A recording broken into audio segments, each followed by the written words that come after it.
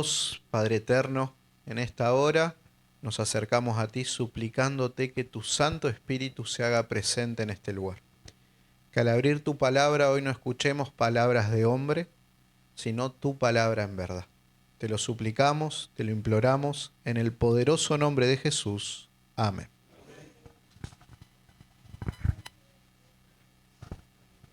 Feliz sábado, hermanos.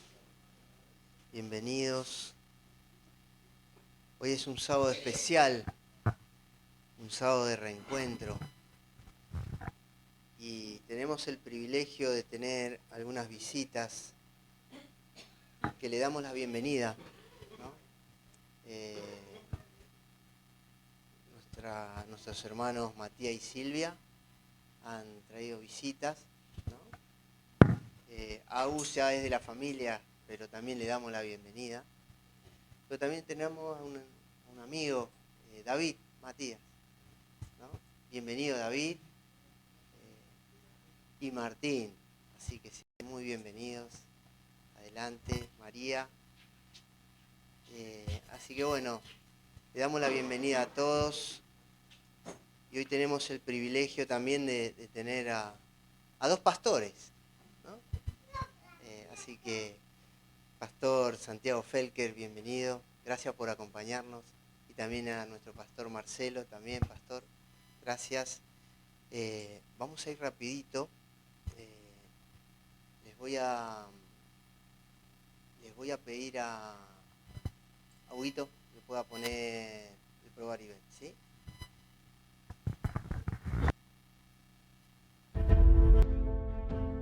Tenía muchos problemas dentro de mi matrimonio, muchos conflictos, muchas peleas.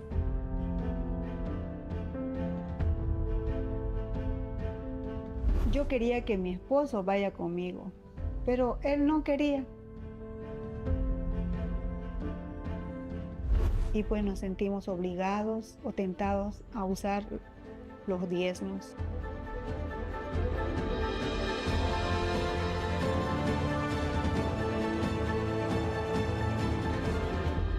Probad y ved. Historias de fe y fidelidad. Receta para un hogar feliz. Desde muy temprano supe que no quería un matrimonio como el de mis padres. A pesar de haber sido criada en una familia con valores cristianos, de asistir a la iglesia y seguir la tradición religiosa, la realidad de nuestra casa no tenía nada que ver con el Evangelio de Cristo. Conocí a mi esposo cuando tenía 15 años y pues nos casamos a los 21 años y pues tuvimos una vida matrimonial, comenzamos con una vida súper desordenada. Tenía muchos problemas dentro de mi matrimonio, muchos conflictos, muchas peleas, pues yo había decidido ya separarme porque no quería un futuro tan triste para mis hijos. Entonces ahí fue donde acudí a Dios y le pedí fuerza, valor para poder irme.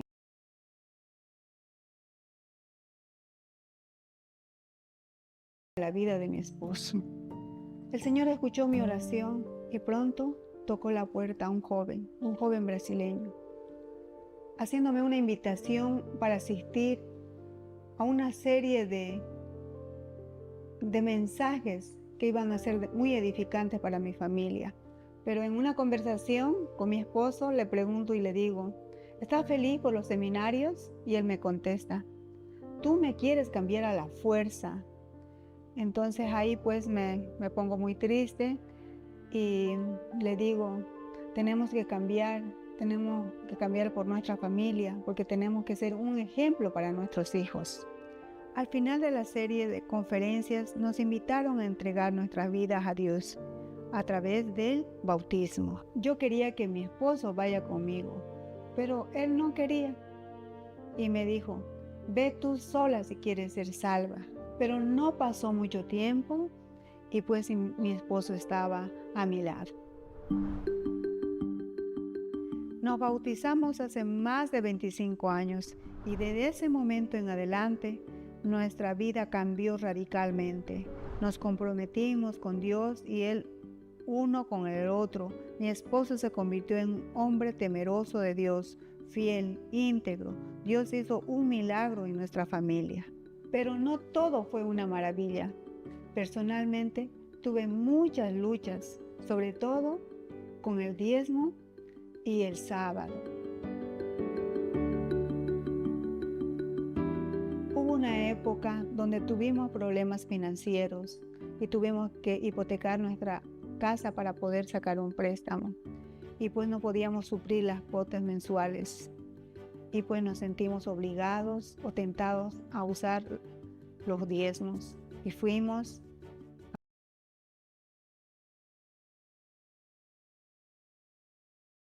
y en el camino hablé con mi esposo y le dije que él me había enseñado los principios, que lo que es de Dios no se toca. Y pues llegamos al banco, pero mi esposo decidió no pagar. Y volvimos con el dinero de Dios y devolvimos lo que es de Dios.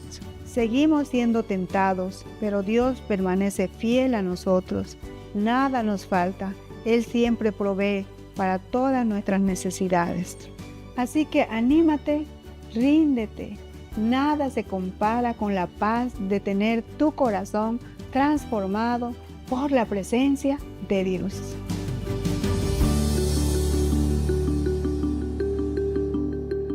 Nosotros adoramos a un Dios bondadoso. Probad y ved.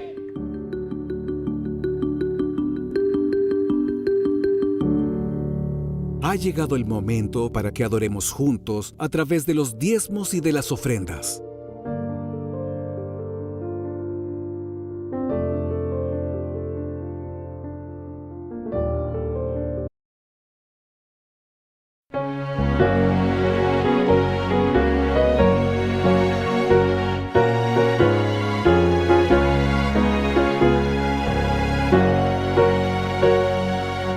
Suenen las palabras del buen Salvador, oh traedme el diezmo al granero.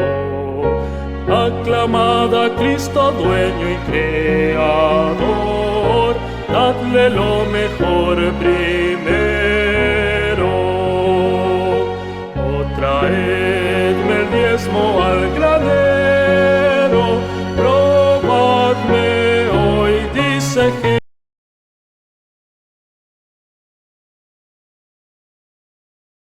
sobre tierras y dinero, bendiciones abundantes pondrá.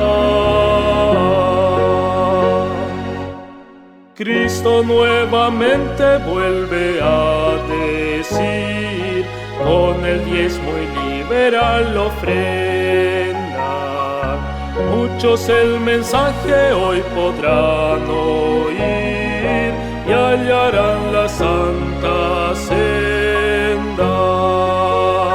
Oh, traedme el diezmo al granero, probadme hoy, dice Jehová, quien sobre tierras y dinero bendiciones abundantes pondrá.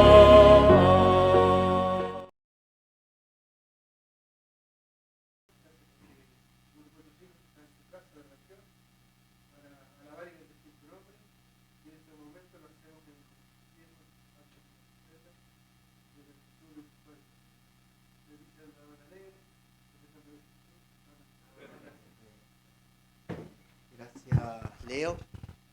Vamos a ir rapidito. Los invito a que nos pongamos de pie. Vamos a alabar a Dios.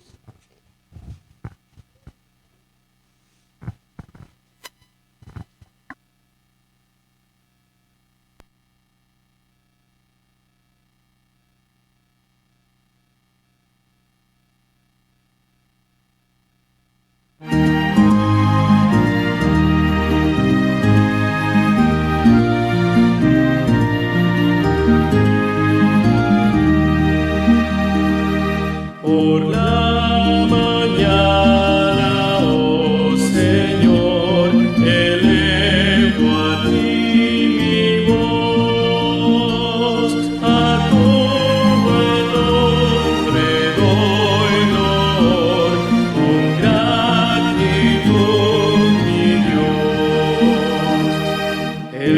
sol brillante ya salió, camino en su luz del Salvador es símbolo del magno Rey Jesús. Los cielos cuentan al que cree la gloria del Señor, la llama viva de la fe y alientan el amor. En la mañana eterna, pues, contigo cuando esté, yo del Cordero y de Moisés el himno entonaré.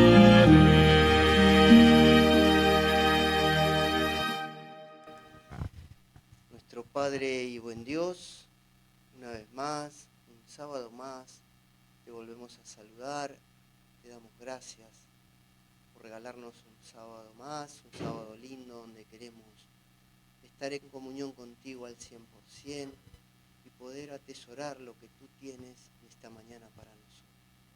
Te damos gracias en el nombre de Jesús. Amén.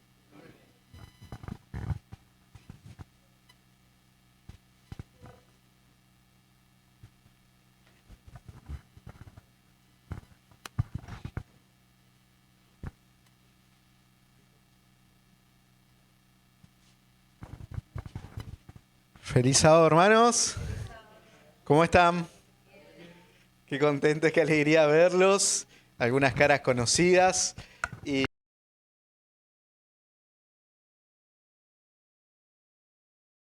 famosos la semana pasada, vi su foto por todos lados. Pero gratitud a Dios que Él hace el milagro de que una iglesia pueda establecerse en este lugar. Recuerdo hace unos 8 años atrás, creo que fue, vinimos con un grupo de jóvenes y estuvimos unos días haciendo unas actividades aquí. Pasó mucho tiempo, yo era flaco, tenía pelo. Pero me acordaba que atrás no estaba como está ahora, que está hermoso, pero muy bonito. Así que felicitaciones y que todo esto, ¿sí? Tiene un solo propósito, que es seguir proclamando el Evangelio del Señor, ¿sí? Que las personas en Cañuelas sepan que hay una antorcha encendida en este lugar alumbrando el camino de Jesús, ¿sí? Así que felicitaciones por eso. Y querida iglesia, quisiera abrir la palabra de Dios con ustedes, hoy compartir el mensaje. Gracias por esperar un poquito. Les traigo saludos de los hermanos de Tristán Suárez, me dijeron saluda a la iglesia, así que les mando sus saludos. Y quisiera que podamos abrir la Biblia. ¿Tienen sus Biblias por allí? Y ahí al equipo de audio le pido si me puede poner el PowerPoint. Mientras tanto, quiero agradecer al pastor Marcelo ahí por ceder su lugar y poder estar acá. Si hay algo difícil para los pastores, es sentarse a escuchar un sermón. A mí me cuesta un montón eso, así que gracias, pastor. Es una tentación grande irse para otra iglesia, estar en un lugar, en otro, así que gracias, pastor, por estar acompañando aquí. Y a la tarde los esperamos en Monte Grande, sé que es un viaje, pero vamos a estar ahí también con todo el distrito acompañando el movimiento joven, ¿sí? Dicho esto, quisiera que podamos abrir la palabra de Dios y pensar en algo, ¿sí? Vamos a abrir la Biblia en Primera de Tesalonicenses, capítulo 1. ¿Tenemos por ahí el power?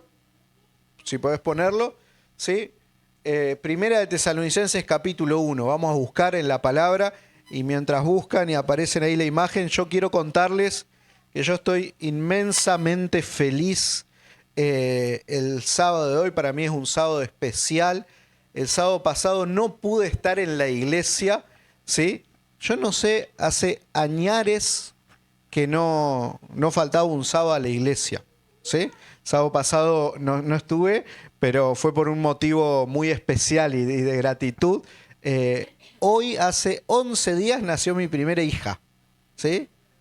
A ver si tenemos por ahí el power y anda. Yo les quiero mostrar. Sí. Ahí está. Ahí está como estamos con María y ahí está Rebeca. ¿Sí? ¿Y por qué les muestro esto? Bueno, primero porque estoy muy contento, muy agradecido. Y como un padre baboso, uno muestra a su hija por todos lados. Pero hace 11 días ahí se desbloqueó en mi cerebro unas sensaciones y emociones que no existían, que yo nunca las había conocido. Y estos días fueron muy intensos en emociones y muy espirituales para mi esposa y para mí, orando, pensando, agarrándola a Rebeca, mirándola, abrazándola. Ella dormía ahí, uno mirando a ver si respira, si no respira, si está bien, si no está bien. Y instantáneamente uno piensa en ese amor de Dios, ese gran amor que Dios tiene hacia vos y hacia mí, que a veces no lo percibimos, no lo vemos, pero Dios te ama. Y hoy quiero recordarte, lo primero que quiero decirte antes de entrar en el mensaje es que vos sos amado por Dios. Vos tenés un Padre que te ama profundamente y a veces andamos por la vida como hijos no percibiendo eso, pero hay un Padre que te ama, que te cuida y vos sos el milagro de Dios. Que hoy vos estés vivo, que hoy vos estés acá, es un milagro y ese milagro es gracias a Dios. Así que lo primero que quiero recordarte es eso, ¿sí? Vos tenés un Padre que te ama. Y como un Padre que te ama, tenemos una familia, ¿sí? Porque si tenés un padre, tenés una familia. Y nosotros somos parte de esta inmensa familia del Señor, ¿sí? Que es su iglesia, ¿sí? Y el que está al lado tuyo es tu familia. Hoy tenemos una familia gigante. No sé cuántos tal vez se sienten un poco solos, ¿sí? En el día a día, en la semana, pero hoy quiero recordarte que tenés una hermosa familia porque tenés un Padre amante y esa familia tiene nombre y es la Iglesia Adventista. Por eso nosotros nos decimos hermanos, ¿sí? Y no decimos hermanos solamente por un dicho, porque realmente somos hermanos. Tenemos el mismo Padre, ¿sí? Y ese vínculo que nosotros tenemos, dice la palabra de Dios que es más fuerte aún que el vínculo sanguíneo, ¿sí? Y la verdad que yo lo pude ver en todos estos años yendo de un lado para el otro, que la iglesia es una familia y aún esos vínculos son más fuertes aún que la de la familia carnal. Dicho esto, hoy quiero que podamos pensar en la iglesia, ¿sí? Pensá en una iglesia ideal. Quiero que vos intentes en tu mente pensar cómo sería una iglesia adventista ideal. ¿Cómo te la imaginás? ¿Sí? A ver. ¿Esta es una iglesia ideal para vos? Amén, gloria a Dios. ¿Por qué? ¿Qué características tiene que tener una iglesia que vos digas, Jesús la ve y dice, wow, esta es mi iglesia modelo? Amor, muy bien. ¿Qué más? Unidad. Respeto, bien. ¿Qué más? Comida, eso no puede faltar. Excelente. ¿Qué más? Comida, ¿sí? En el primer top. Si hay algo que los adventistas del séptimo día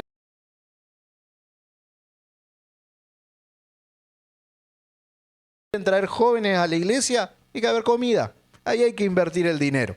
Así que, perfecto. ¿Qué más? A ver, ¿qué debería tener una iglesia ideal bíblicamente hablando? Cristo, excelente, me gusta. Saben, el apóstol Pablo en Primera de Tesalonicenses le escribe a una iglesia. Y esta iglesia me llama mucho la atención, ¿sí? Primera de Tesalonicenses capítulo 1, versículo 2 y 3. Vamos a leer, ¿sí? Si me acompañan con la lectura. ¿Alguien quisiera leer versículo 2 y 3 de Primera de Tesalonicenses capítulo 1? ¿Quién me ayuda? Gracias, hermano. Capítulo 1, versículo 2 y 3. 2 y 3. Gracias, hermano. Damos siempre gracias a Dios por todos vosotros, haciendo memoria de vosotros en nuestras oraciones, acordándonos sin cesar delante del Dios y Padre nuestro de la obra que vuestra fe, del trabajo, de vuestro amor y de vuestra constancia en la esperanza en nuestro Señor Jesucristo.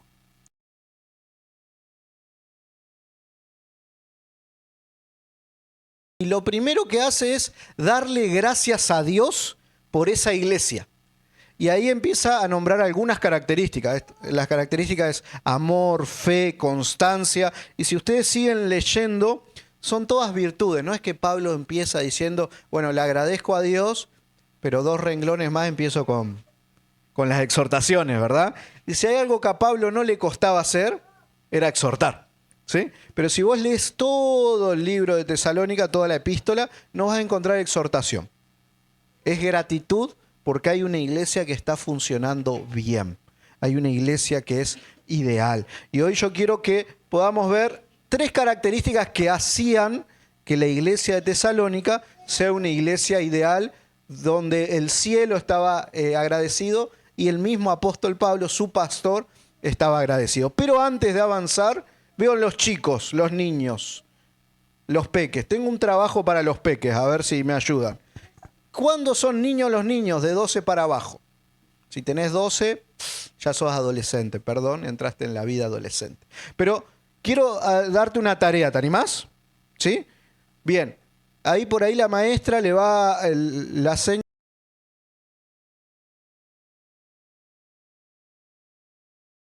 que me hagan un dibujo de una iglesia, de esta iglesia, de la iglesia de Cañuelas, y el pastor Marce, su pastor, predicando.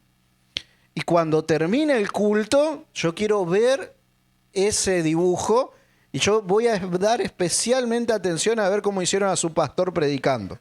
¿Sí? Si lo hicieron bonito, lindo, con detalle, tengo un regalo para darle a cada uno que me muestre ese dibujo. Así que les voy a dar un poquito de tiempo para hacerlo, ¿sí? Pero quiero que hagan su iglesia con su pastor predicando. ¿Vamos? ¿Sí? Y ahí mientras los chicos empiezan a hacer su obra de arte, ¿sí? Vamos a volver al texto bíblico. El texto bíblico dice, ¿sí?, que Pablo daba gracias a Dios por esta iglesia. Y esta iglesia tenía características bien interesantes. Lo primero que quiero decir antes de ver la característica es, una iglesia perfecta no existe. ¿Sí? Tenemos que estar conscientes de esto. ¿Sí? ¿Por qué una iglesia perfecta no existe si la iglesia es de Dios? Bueno, por el simple hecho de que en esa iglesia perfecta, si vos estás, ya dejó de ser perfecto. Si yo estoy, ya dejó de ser perfecta porque somos imperfectos. Muchas personas se van de la iglesia diciendo, me voy porque fulano hizo tal cosa, porque Mengano se equivocó, porque el pastor no dijo esto, porque este no me saludó. Y eso va a suceder en todos lados. Cuando abrimos la Biblia, nosotros encontramos, por ejemplo, que en la iglesia que Jesús fundó, Jesús eligió a 12 y uno de los 12 que eligió robaba. Ya, la primera iglesia. Vamos ahí un poquito más adelante y vemos ahí que Pedro se peleaba ahí con los discípulos, ¿sí? Que Anías y Zafiras prometían cosas y no cumplían.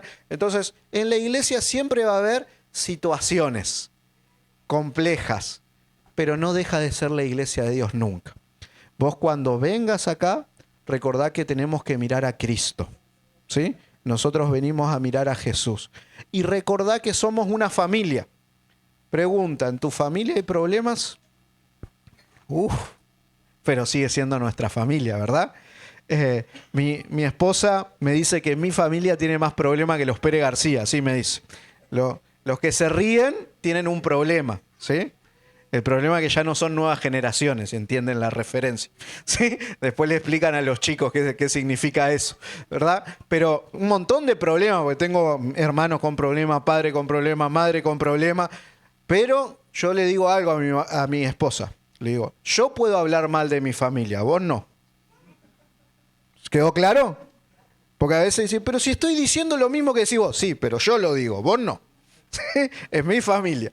La iglesia es una familia. Puede haber conflictos, pero lo que está por encima de todo es el amor y que todos somos hijos de Dios, ¿sí? Ahora, esta iglesia de Tesalónica seguramente tenía algún problemita, pero acá Pablo muestra sus virtudes. Y virtudes que deberíamos tener. Nosotros acá en Cañuelas somos una iglesia naciente, ¿sí? Recién organizada, y por eso yo quiero mostrarles estas 3 virtudes que tenía la iglesia de Tesalónica y ojalá que nosotros las podamos tener. Veo que varias tienen, ¿sí? Una de ellas es la comida y el amor. Pero miren, vamos a abrir la Biblia y leer el versículo 6, ¿sí? Versículo 6 del capítulo 1 de Tesalónica. ¿Quién lo tiene? Y me ayuda con la lectura. Versículo 6. Vamos. Gracias, hermano. Visteis a ser imitadores de nosotros, del Señor, recibiendo palabra de medio de la gran tribulación con gozo del Espíritu Santo. Gracias. Ahí está. Miren, dice, Pablo le dice a los hermanos de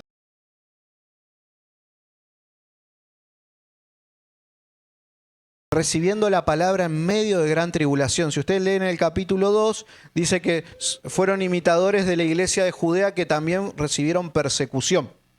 Y si ustedes leen Hechos capítulo 17, donde está cómo llegó el evangelio a Tesalónica con Pablo, dice que Tesalónica se alborotó, se enojó por la palabra de Dios que había llegado y dice, estos que alborotan al mundo entero llegaron acá. Y hubo persecución, ¿sí? Los hermanos que fueron los primeros miembros de la iglesia de Tesalónica recibieron persecución. Perdieron sus trabajos, perdieron sus casas, perdieron su familia por recibir la palabra de Dios. Recibir la palabra de Dios a veces nos mete en problemas, ¿sí? Ser un joven fiel a la palabra de Dios te mete en problemas, ¿sí? Ser un adulto fiel a la palabra de Dios te mete en problemas. Ahora, hay algo bien interesante, ¿sí? Ellos perdieron casas, estuvieron presos algunos, perdieron familia. Nosotros hoy no tenemos ese problema. Puede ser que pierdas algún trabajo por ser fiel al sábado, algún amigo, pero no vas a terminar preso aquí, en Argentina, por ahora, ¿sí? Por recibir la palabra de Dios. Ahora hay algo bien interesante. El texto dice que ellos recibieron la palabra en medio de gran tribulación, pero con gozo. Con gozo. En este mundo vas a tener problemas. Siempre va a haber problemas. Sigas a Jesús o no sigas a Jesús, va a haber problemas. Ahora, si vos tenés tribulaciones, tenés problemas, tenés complicaciones, siendo fiel a Dios y a su palabra, va a haber gozo. El gozo de la presencia del Señor. Siempre va a estar el Señor ahí. Hoy tenés un problema, estoy seguro que algún problema tenés. Quiero decirte algo, ese problema se va a solucionar, pero ¿sabes qué? Va a venir otro. Y va a venir otro, y va a venir otro, y va a venir otro, porque estamos en un mundo de pecado y de conflicto. Estamos en una gran guerra. Ahora, si vos estás del lado del Señor, el Espíritu Santo va a estar en tu vida y va a haber gozo, va a haber paz en medio de la tormenta. Ahora, la iglesia de Tesalónica lo primero que hizo fue esto. Dice, recibieron la palabra. La palabra recibieron es una palabrita que en griego es dejomai, que significa abrazar. ¿Sí? ¿Te gusta recibir abrazos? Algunos sí, otros no. Hay algunos que no les gusta. No me toques, dicen algunos, ¿no? Pero recibir un abrazo, qué bonito es recibir un lindo abrazo de alguien que te quiere y que te ama, ¿verdad? Esos abrazos de reencuentro. Los hermanos de Tesalónica, cuando escucharon la palabra de Dios de la boca de Pablo, ellos la abrazaron a la palabra. La hicieron suya, ¿sí? Abrazar o recibir bien cerquita. La pregunta es, ¿vos recibiste la palabra? ¿Vos abrazaste la palabra en tu vida? Yo soy adventista desde que nací. Desde que era chiquitito me acuerdo ahí en el fondo molestando a mi mamá y le hacía así con la media, así, y ella me pegaba, me decía, cállate, tranquilo ahí. Desde chiquitito, desde cuna. Y a veces estamos y escuchamos la palabra. Es más, a veces empiezan los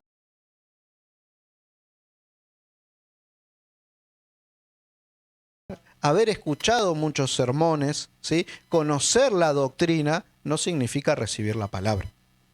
Recibir la palabra tiene que ver con vivirla, con hacerla parte de mí, no con venir un ratito a la iglesia y después sigo con mi vida. La pregunta es, ¿la palabra de Dios entró en tu vida de tal manera que vos estás viviendo la palabra día a día? ¿Abrazaste la palabra y transformó tu vida como veíamos en la historia del Probad y Ved? ¿Estás viviendo la palabra? Los hermanos de Tesalónica recibieron la palabra, la abrazaron y sus vidas fueron transformadas. La palabra de Dios tiene poder para revivir, para reavivar. Dice el apóstol Pedro que somos regenerados por su palabra. Si tu vida está media, si hay problemas en la familia, si hay problemas económicos, si hay angustias existenciales, acá está el antídoto, acá está la solución. Es la palabra. Pero la tenés que abrir, la tenés que escuchar y la tenés que recibir de verdad. Va a haber que tomar decisiones. Tal vez va a haber familias que se van a enojar. Van a haber amistades que hay que romper porque te alejan de la palabra de Dios. Pero es la mejor decisión. Vas a tener un gozo que nunca antes experimentaste. Cuando recibas la palabra y la vivas. ¿Sí? La palabra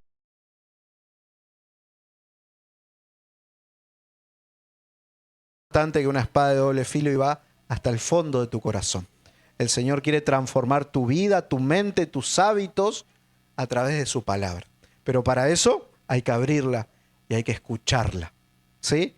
Y hay que vivirla. La iglesia es el lugar en donde el Señor nos habla a través de su palabra. Pero nosotros tenemos el desafío, entramos para escuchar la palabra de Dios, pero tenemos que salir para ponerlas en práctica, ¿sí? Y ahí es donde a veces cuesta un poco, ¿verdad?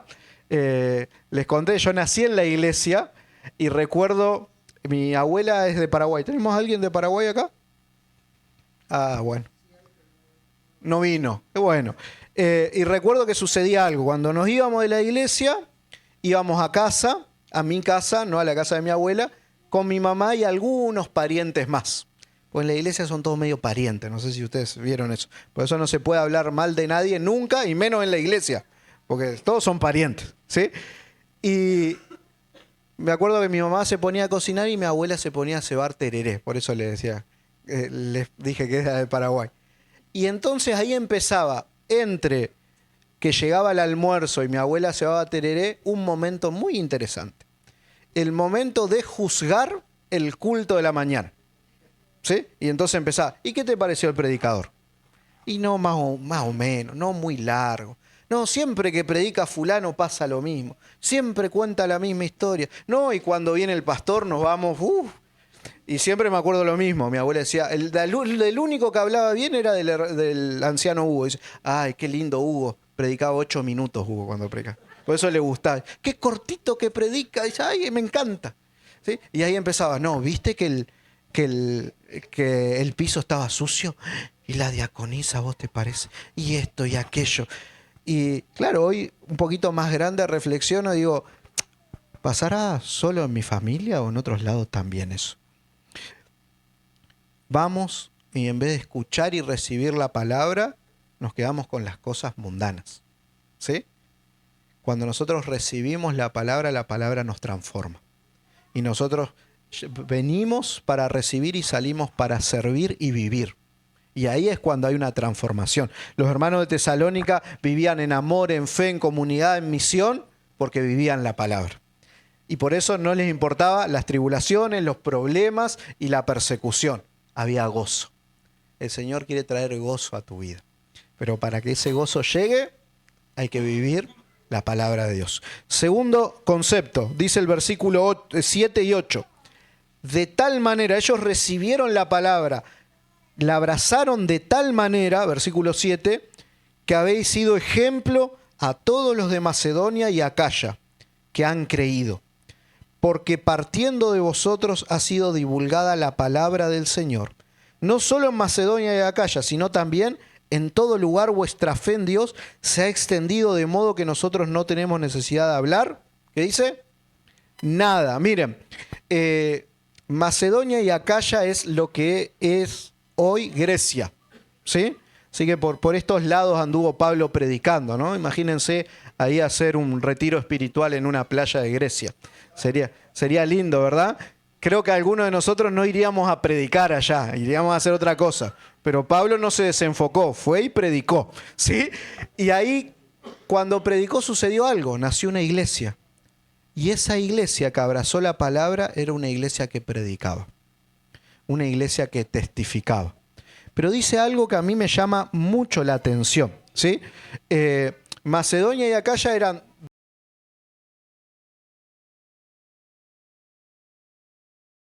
Plomó, es lo que hoy es, a ver si me ayuda el PowerPoint, una más, Grecia completa. Macedonia y Acaya es el país de Grecia el día de hoy. Y dice el texto bíblico que ellos, ¿sí?, que eran una iglesita chiquitita por acá, fueron ejemplo y le predicaron a todo esto, a todo un país. Eso es lo que dice el texto. Dice, partiendo de ustedes la palabra fue divulgada en todo Macedonia y Acaya. Y dice algo Pablo. Dice, nosotros no tenemos necesidad de decir nada porque ustedes están predicando. Ustedes imagínense que pase esto. Miren, yo sé que el sábado pasado hubo un desfile de pastores por acá, ¿verdad? Y hoy 2 pastores más, no sé qué anda pasando por Cañuelas. Pero imagínense que un sábado se pare aquí el pastor Marcelo y venga con el evangelista de la Asociación Oliver y digan, querida iglesia de Cañuelas, estamos muy contentos por el trabajo misionero que ustedes están haciendo. Y lo están haciendo tan bien que nosotros no vamos a venir más acá a predicar. Porque ustedes lo están haciendo excelente. Es más, vamos a hacer que ustedes vayan a las otras iglesias a contar cómo están haciendo. Pero acá nosotros no venimos más. Porque no necesitamos predicar acá si ustedes lo hacen bien. ¿Qué les parece? ¿Qué dirían ustedes? ¿Amén? Espero que no se enojen. ¿Cómo que no va a venir más, pastor? Eso es lo primero que nos sale, ¿verdad? Eso es lo que Pablo le dice a los hermanos de Tesalónica. Ustedes están predicando de una manera que en todos conocen su fe. Ustedes son un ejemplo. Yo no tengo necesidad de ir allá a predicar porque ustedes lo hacen excelente. La pregunta es, ¿qué estaban haciendo esta gente? ¿Cómo predicaban tan efectivamente? ¿A usted le gustaría saber cuál era el método de ellos? ¿Qué hacían? Mesita misionera, campaña de 40 días, pasta de silencio, té de la amistad, club de conquistadores. Todo eso está buenísimo, ¿eh? Pero no tenían los recursos para hacer eso, no tenían Biblias para regalar, pero tenían el único recurso y el más efectivo de todos. Versículo 9.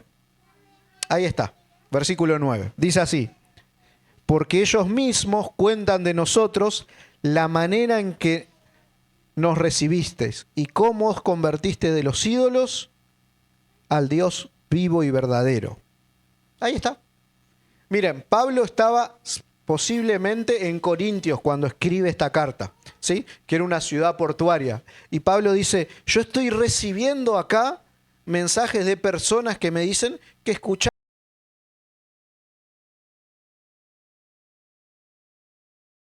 convirtieron de los ídolos al Dios vivo y verdadero. ¿Qué era lo que hacían ellos? Contaban su testimonio. Nada más y nada menos. No se trata, es importante hacer cursos, es importante capacitarnos, es importante el entrenamiento misionero para hacer la misión, ¿eh? No piensen que yo estoy diciendo que eso está mal. Eso es muy, pero muy bueno para ser más efectivo. Pero hay algo que no necesita entrenamiento misionero, que es tu historia con Dios. Si vos hoy estás acá, un sábado con la neblina y lo feo que estaba esta mañana acá, es porque Dios tocó tu corazón un día. Porque algo Dios hizo en tu vida. Y esa es la historia que vos le tenés que contar a tu vecino. Al que le comprás el pan. ¿Sí? Al que le comprás, iba a decir la carne, pero la soja. ¿Sí? Contale qué es lo que Dios hizo en tu vida. ¿Dónde estarías hoy vos si no fueras por Jesús?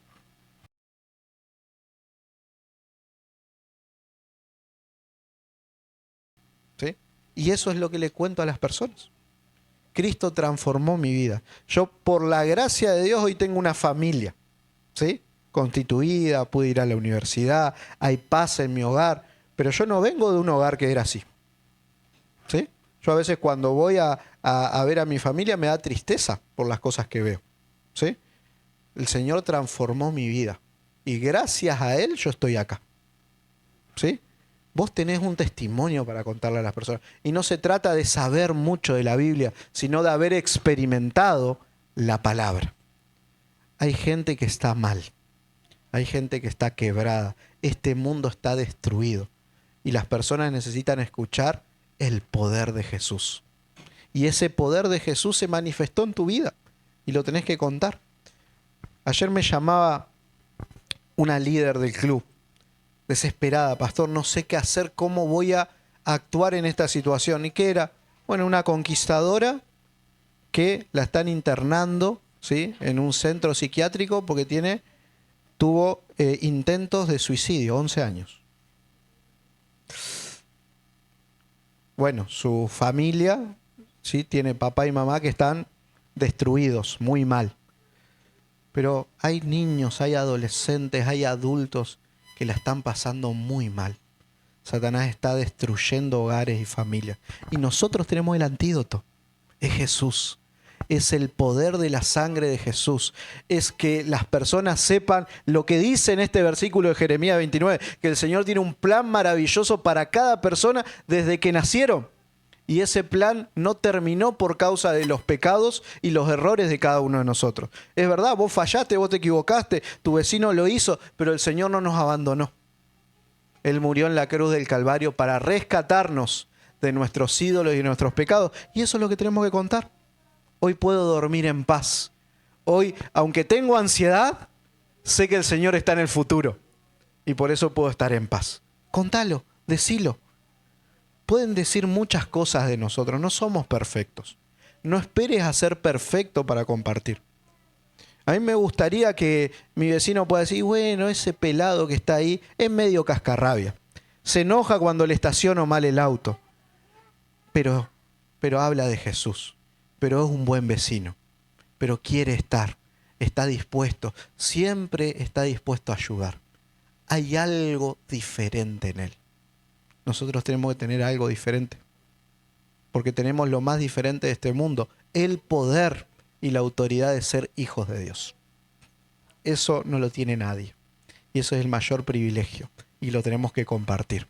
Miren, el texto sigue. Yo les hablé de 3 cosas. Ellos recibieron la palabra, predicaban con eficacia, contando su testimonio. Y el versículo 10 dice así, para ir cerrando: y esperar de los cielos a su Hijo, al cual resucitó de los muertos, a Jesús, quien nos librará de la ira venidera. Miren, Pablo escribe esto diciendo: yo recibí mensajes, me contaron personas que ustedes contaban su testimonio, hablaban de Jesús y de que ustedes están esperando a su Hijo. O sea, los hermanos de Tesalónica eran adventistas, predicaban de la segunda venida de Jesús. Jesús me transformó, decían, y lo estoy esperando porque Él va a volver.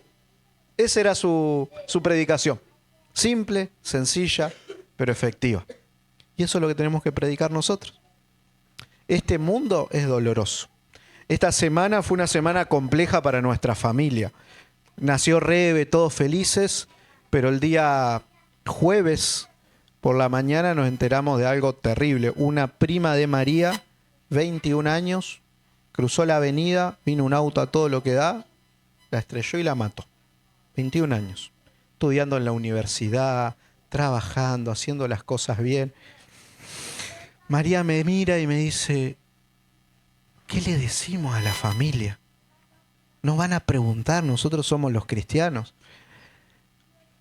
¿Qué le vamos a decir? Lo que sabemos. Nosotros estamos esperando a Jesús. Este mundo está quebrado. Este mundo no es lo que Dios quiere. No estamos viviendo el plan de Dios, pero el Señor activó el plan de rescate. Jesús murió en la cruz del Calvario y Él va a volver para que los muertos resuciten, para terminar con el pecado, con la maldad, con la muerte. Por eso nosotros hablamos de la segunda venida de Jesús. Y de eso se trata. De que podamos contar nuestra gran esperanza. Y ¿saben qué? Para nosotros es natural. Nosotros lo tenemos internalizado, pero cuando vos se lo compartís a alguien, la gente abre los ojos y dice: ¿de en serio que eso va a pasar? ¿De en serio que eso dice la Biblia? Sí, esa es la esperanza. Y eso es lo que tenemos que compartir. Quiero terminar contándote una simple cosa. Hace poco tiempo estaba en una iglesia y a mí hay algo que me encanta hacer y yo los motivo a que lo hagan aún acá, porque a veces entre nosotros no conocemos nuestro testimonio, nuestra historia. Y recuerdo había una dire joven, dire J joven, Y el pastor me había dicho, mira, se bautizó hace poquito y ya es directora joven. Y a mí me llamó la atención. Entonces le pregunto, ¿cómo conociste la iglesia? Yo soy la única adventista de mi familia, dice. Mi mamá era adventista, pero ahora está apartada. ¿Y cómo llegaste a la iglesia? 19 años, líder de jóvenes. Y ahí me contó, mira, yo tuve un noviazgo tóxico, con abuso, esto, aquello, entré en depresión. Y me acordé que había una señora que venía a enseñarle la Biblia a mi mamá, que fue la que hizo que se bautice. Pero me daba mucho miedo escribirle a esa mujer. Yo sé que mi mamá tenía el número, pero me daba miedo. Y le digo, ¿por qué te daba miedo escribirle? Y porque cuando mi mamá estaba estudiando con ella, yo entraba en la casa como una joven rebelde y le decía, otra vez te están lavando la cabeza, ¿por qué no echás a esta loca? Y me metía en la habitación. Y cada vez que ella llegaba, yo le lanzaba, dice, alguna cosa así, hiriente, al corazón, dolorosa. Y en más de una ocasión la mujer se sintió tan incómoda que se iba, ¿sí? Pero ahí ella iba y le enseñaba a la madre. Y me daba mucho miedo. ¿Qué me iba a decir si le escribo? Y le escribió. El Espíritu Santo ganó y le escribió. Y la mujer hizo como que si nunca había existido nada de eso. Una buena misionera. ¡Ay, qué lindo! Sí, te voy a enseñar la palabra. Fue y le enseñó. Y le digo, bueno, está bien. ¿Y qué pasó cuando estabas estudiando? ¿Qué fue tu conversión? Sí, cuando hicimos la hojita número 5. Y ella me enseñó que Jesús iba a volver y que los muertos iban a resucitar. Yo ese día le dije, yo me quiero bautizar. Y dice que la mujer le dijo, la instructora le dijo, no, pero todavía no lo podés hacer. Yo me quiero bautizar ya. Y dice que ahí empezó la lucha de que todas las hojitas de los estudios bíblicos, ella le decía, habla con el pastor porque me quiero bautizar. Digo, pero ¿por qué tanto escuchando eso? Ah, me dice, lo que pasa es que mi papá está muerto. Y me contó la triste historia de su padre. Que su papá murió, en realidad lo mataron, tenía problemas de adicciones, le debía a alguien del barrio, y ese alguien lo vio, lo golpeó, agarró con una masa, le pegó en la cabeza varios mazazos y le bajó un cargador de un revólver. Una locura. No le estoy contando el lujo del detalle. Pero dice que cuando pasó todo eso vino la ambulancia y se lo llevaron y no estaba muerto. Y estaba en terapia intensiva, en coma, y estuvo más de 3 meses así. Y dice que 2 días antes de morir vino una hermana al hospital a orar por Hugo. Y hay hermanas que tienen una fe que es admirable, ¿verdad? Esas hermanas misioneras, poderosas. Y dice que fue y le empezó a predicar a Hugo ahí en terapia intensiva. Todos decían, no escucha, no ve, no nada, pero le empezó a predicar.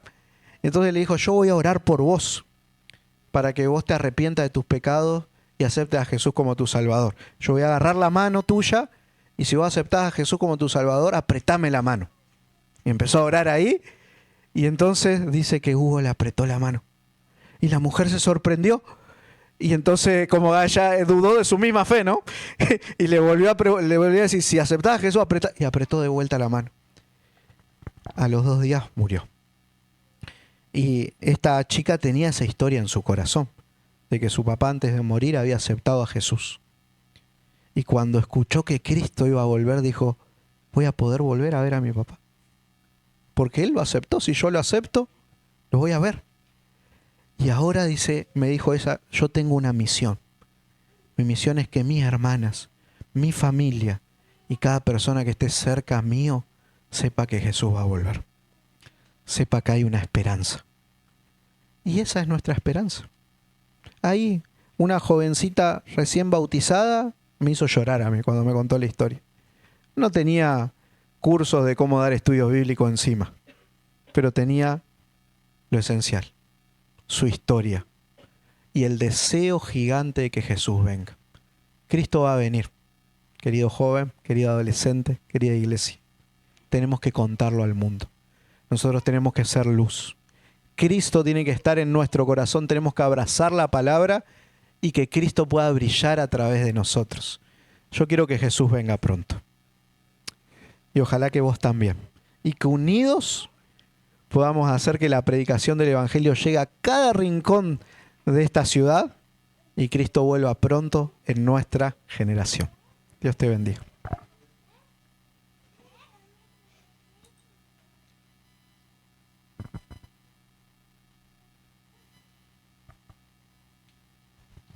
Gracias, pastor. Un lindo mensaje. Para finalizar, vamos a invitar a nuestros amigos, nuestros hermanos de Pedacini, que nos van a compartir una linda alabanza y juntos cerramos el sábado. ¿Sí?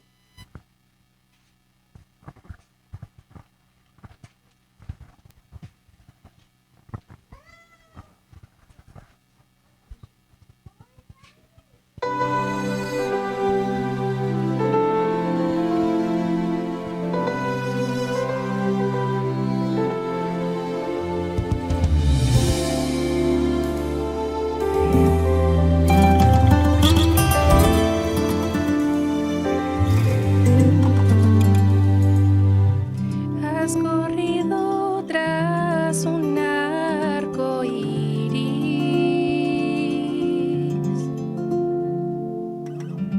y ahora muy cansado estás.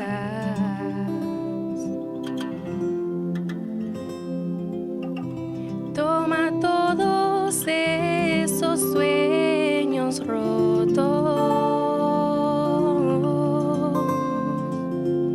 y a los pies de Cristo ponlos ya. A Jesús, a Jesús, a Jesús entrega todo, sueños rotos y heridas del corazón. A Jesús, a Jesús, a Jesús entrega todo y la tristeza en gozo cambiará.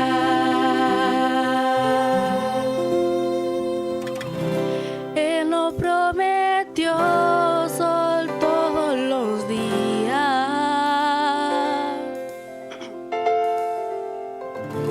Sé que a veces viene la tormenta,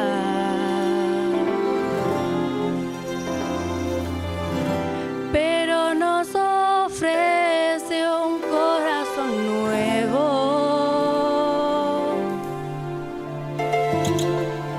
que cante aún